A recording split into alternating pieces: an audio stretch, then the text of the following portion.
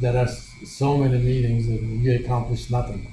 You say, okay, this is officially the worst waste of time I ever had, and I always say, hold my beer and until wait until the next meeting.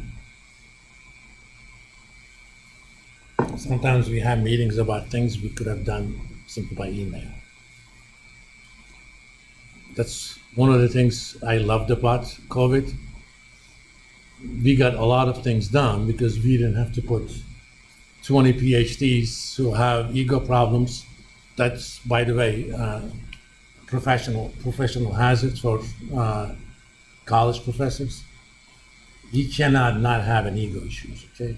How do you come into a classroom and convince 19, 20-year-old people that you can actually teach them?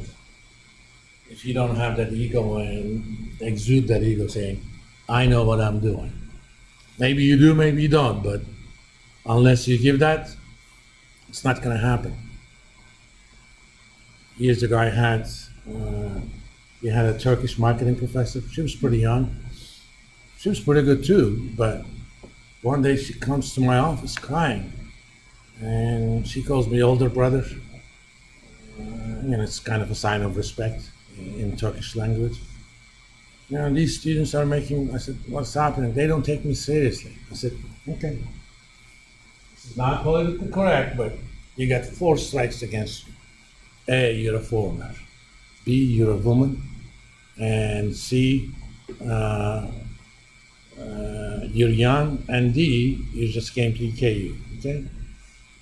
And 5th strike, you actually are trying to be very nice to them. There's nothing wrong with being nice to them, but when you go into a room, they should know that if you screw with him or her, there's gonna be a response. And she kind of took that seriously. Within 2 months, she says, okay, it works now. So when you go into a room, you're not my friend. Outside the classroom, you can be friends, you can have coffee. And after you graduate, I'll even go out to drinks with you. But here, we're not friends. But students need to get that message. Not all of them do. Or not all of the professors actually are able to give that message. If you don't give, they don't take. So let's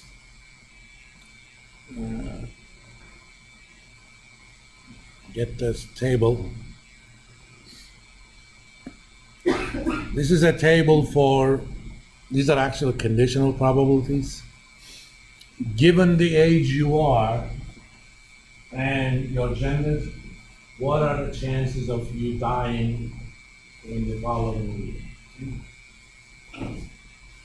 So if you're an infant, the chances that you die next year is about 0.6%, okay?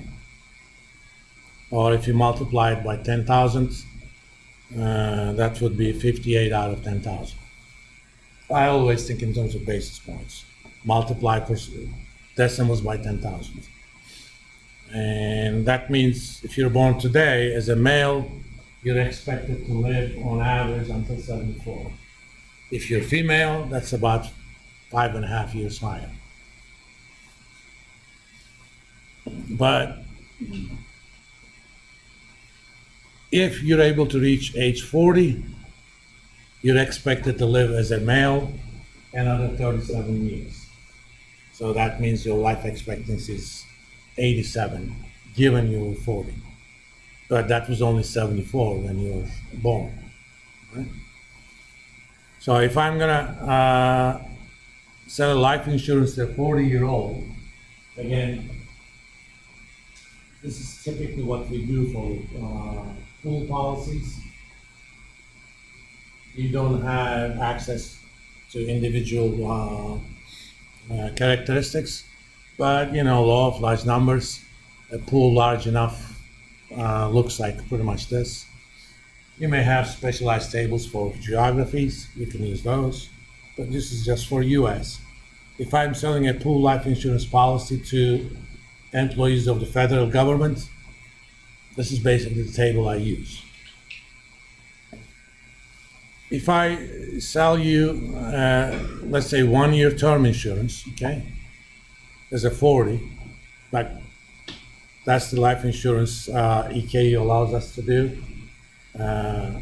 I can buy up to 3 times my salary. If I'm 40 years old, the chances of me dying over the next year is only 33 basis points. Remember, basis points is the percent of person. Because I don't like numbers that starts with multiple zeros after decimal. So I call it a basis point. But if you sell it to a 60-year-old, that's 135 basis points. So a 60-year-old is roughly 3 times as more likely to die over the next year compared to a 40-year-old. In fact, our policy has layers. If you're 40 years old, you pay less. If you're 60 years old, like they kind of do it in brackets, you pay more. So how do I actually calculate that amount? And 1 year is easy. For example, let's do a 1 year term policy for a 60-year-old.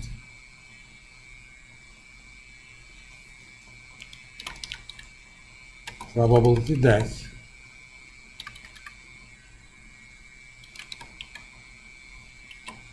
And that number is, in fact, I don't have to type it.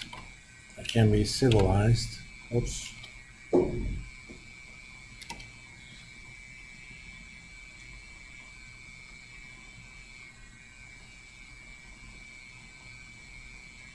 Like 32%.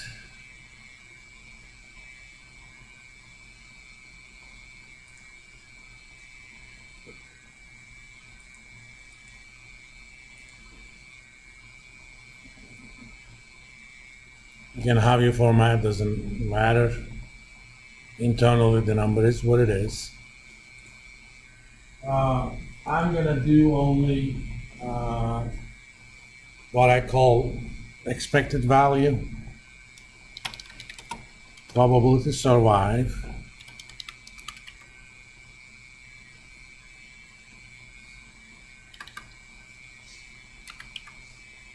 that's obviously 1 minus that.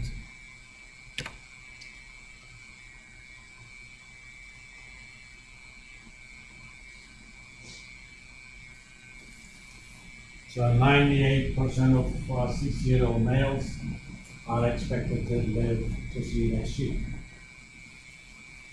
You know, what are the chances of me still living after Valentine's Day?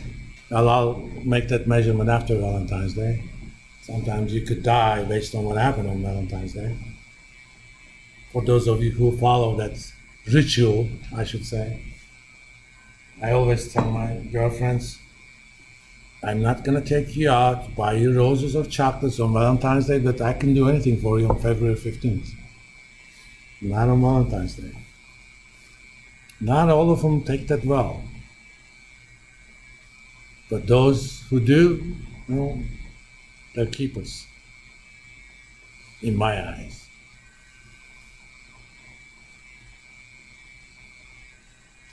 When you have, in this case, these 3 events, you need to calculate probable distribution of the cash flow. Okay, cash flow. Cash flow is a random variable, okay?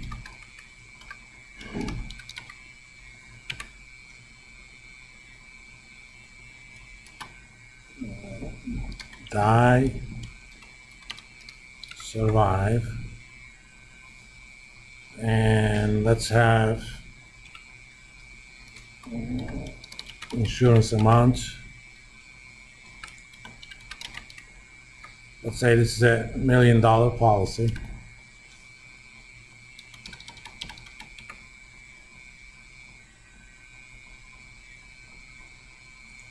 It's going to be red on white and bold. If I die, if the client dies, I'm going to pay $1 million, right?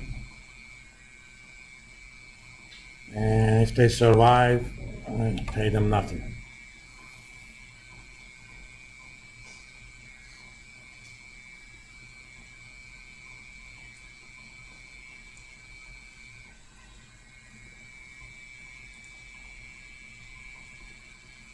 Come on, not euro.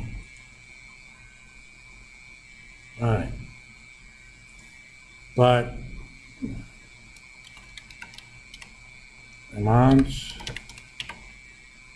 probability equals to that, equals to that.